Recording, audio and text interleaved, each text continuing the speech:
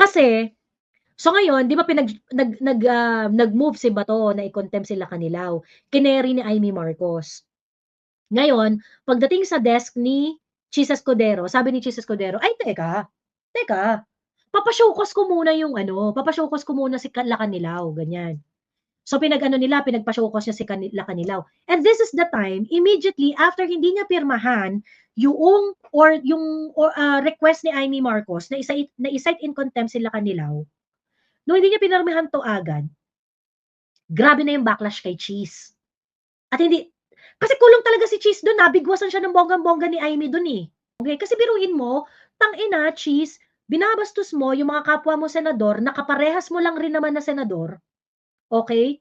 Kaparehas mo lang rin silang senador, magkaka-level lang rin naman kayo, tapos pinapakita mo na wala kang tiwala sa mga kapwa mo senador na nag-issue ng contempt order, na nag-cite ng contempt kay Lacanilaw. Pagdating sa'yo, "Ay teka, i-sho-show cause order ko muna." Your show cause order is basically saying that you do not trust your colleagues. Binastos mo si Senator Bato, binastos mo si Senator Imee Marcos because of your show cause order. Ibig sabihin, ikaw, Cheese, ang impression naming mga normal na mamamayang Pilipino dito ay meron kang pinagsisilbihan na bonggang-bongga na labas sa Senate. Kasi ikaw bilang Senate President, dapat ang pinoprotektahan mo ay ang institusyon ng Senado at mga kapwa mo senador.